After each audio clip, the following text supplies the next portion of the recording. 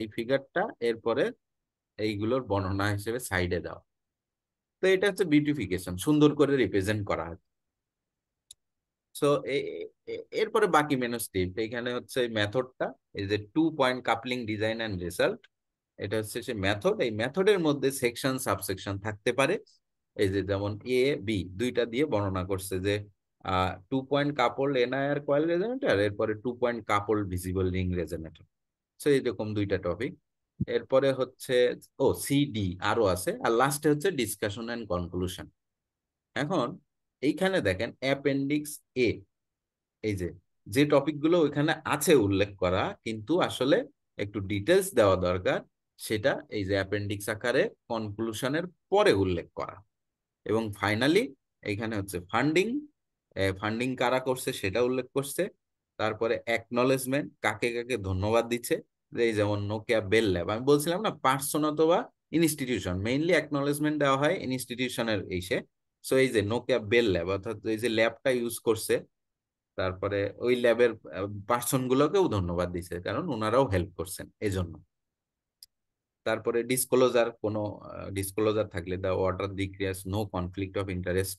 তারপর data availability, মানে আমার ডাটা কিভাবে পাওয়া যাবে, পাবলিকলি অ্যাভেলেবল কিনা সেটার উল্লেখ করা। আর ফাইনালি রেফারেন্স। সো এটা একটা সুন্দর একটা ম্যানুস্ক্রিপ্টের উদাহরণ। তো কি কি থাকতে হয় এবং কিভাবে।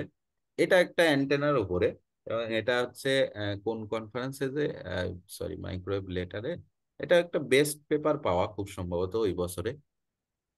তো এইখানেও ওই একইভাবে সবই দেওয়া আছে, আমি আর এটা নিয়ে ডিটেলসে যাচ্ছি না, অলরেডি অনেকক্ষণ হয়ে গেছে। সো আশা করি বুঝতে পেরেছেন যে একটা পেপারে কি কি থাকতে পারে। হ্যাঁ, তো এই এখন আসি ফাইনাল টপিকে।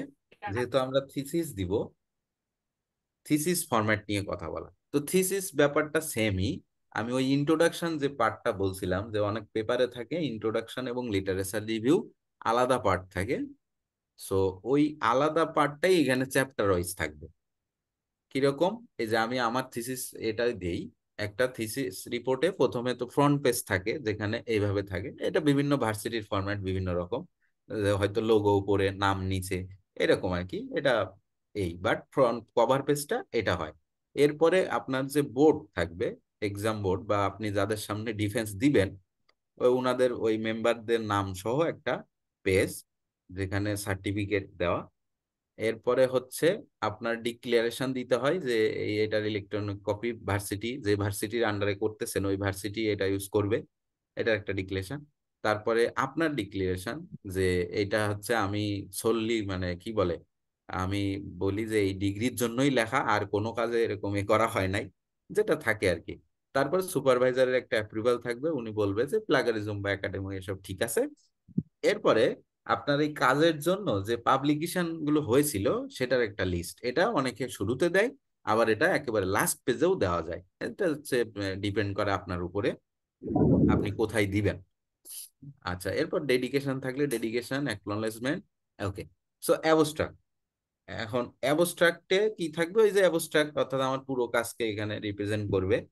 এরপরে মূলত কন্টেন্ট, এই এই বইয়ে কি কি চ্যাপ্টার আছে, মানে কোন চ্যাপ্টারে কি কি বর্ণনা আছে সেটার আর কি কন্টেন্ট। তারপর লিস্ট অফ ফিগার, কতগুলো ফিগার আছে সেটার বর্ণনা, কোনো অ্যাব্রিভিয়েশন থাকলে আগেই উল্লেখ করে দেওয়া, লিস্ট অফ অ্যাব্রিভিয়েশন।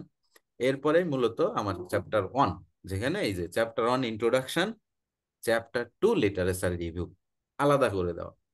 ঠিক আছে, এরপরে ফাইনালি চ্যাপ্টার 3 4 বলতে এরপরে হচ্ছে যে চ্যাপ্টারটা যেটা ম্যাথোডোলজি অ্যান্ড রেজাল্ট। এর পরের দুইটা চ্যাপ্টার মূলত ম্যাথোডোলজি অ্যান্ড রেজাল্ট, কিন্তু এটা থিসিসে অনেক সময় একটু অল্টার হয়, যে আমার কাজ যদি আমি এমন ভাবে বর্ণনা করা লাগতেছে যে আমার আসলে প্রত্যেকটা কাজ আলাদা আলাদা মানে চ্যাপ্টারে দিতে হচ্ছে।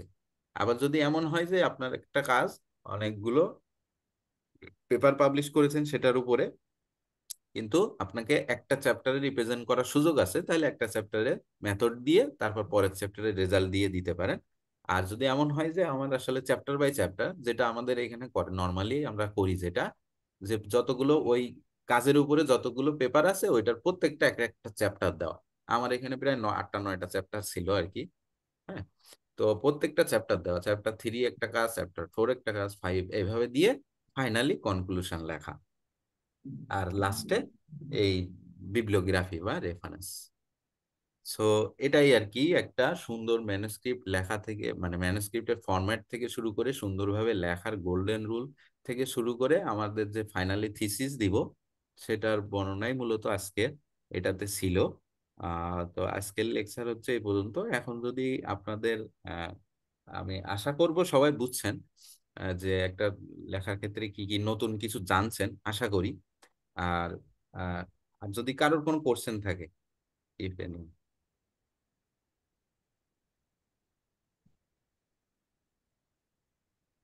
ভাই আজকের ক্লাসটা কি রেকর্ডিং হয়েছে? হ্যাঁ হ্যাঁ, রেকর্ডিং হয়েছে। আমার এখানে আসলে নেটওয়ার্কের প্রবলেম, সেজন্য বারবার আটকে গেছে। আচ্ছা আচ্ছা আচ্ছা, বুঝতে পারছি। আ- আহ ওয়ালাইকুম সালাম। স্যার আমার কোয়েশ্চেন হচ্ছে স্যার, অনেক সময় তো স্যার অনেক জায়গায় লিটারেচারের কম্পারিজন লাগে, অর্থাৎ একটা বলে, আমাদের স্যাররাও আগে বলতেন যে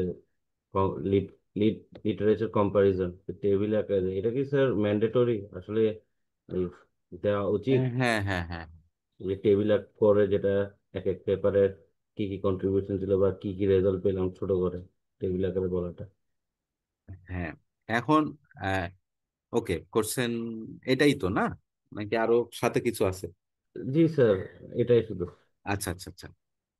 সুন্দর করছেন আসলে এটা। এটা আসলে এটা ম্যান্ডাটরি কি না।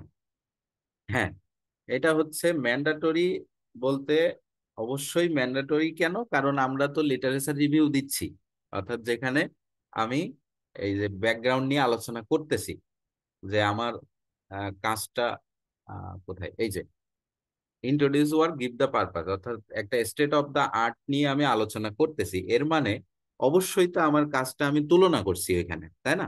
জাস্ট এই পার্টটাই টেবিল আকারে দেওয়া, নাথিং এলস।